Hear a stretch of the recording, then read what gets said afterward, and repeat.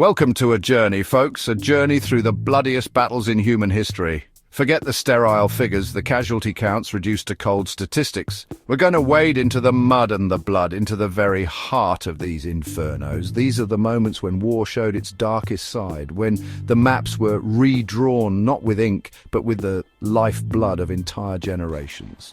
We're going to look into the abyss together and try to understand the terrible truths it holds.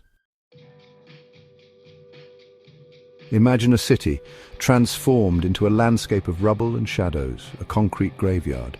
Every building, every street corner, a battleground.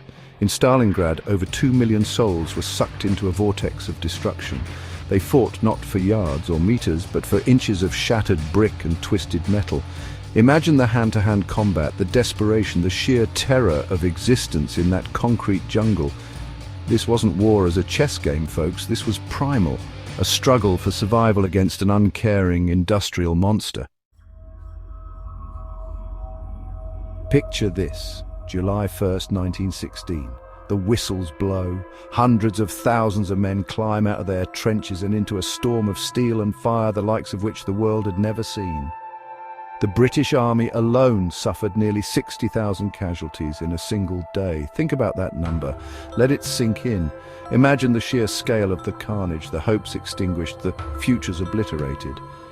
The Somme wasn't a single battle. It was a grinding, attritional nightmare that dragged on for months, leaving scars on the land and in the soul of a generation. They called it Meuse-Argonne, the Americans, Verdun, the French. In 1916, it became synonymous with a special kind of hell.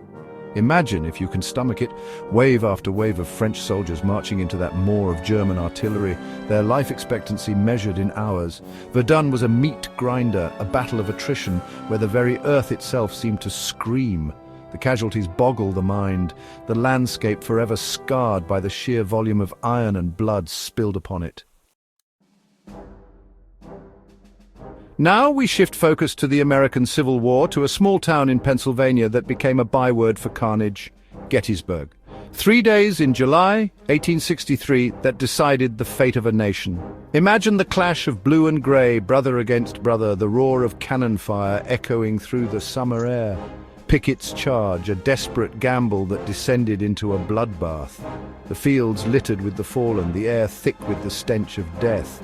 Gettysburg was a turning point, but at what a terrible cost.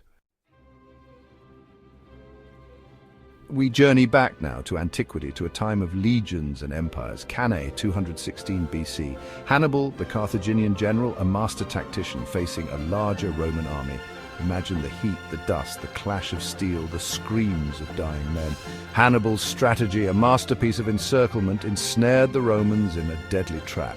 Thousands upon thousands of Roman soldiers cut down, a testament to the brutal efficiency of ancient warfare. Cannae serves as a stark reminder, echoing through the ages, that victory can come at a horrifying price. Stalingrad, the Somme, Verdun, Gettysburg, Cannae. Names etched in history, forever synonymous with the horrors of war. These battles, and countless others like them, stand as grim monuments to the human capacity for destruction. They remind us of the horrors of war and the heavy price of conflict, the countless lives shattered, the potential unrealized. Let us learn from history, folks, from the sacrifices made on those blood-soaked fields, and strive for a more peaceful future.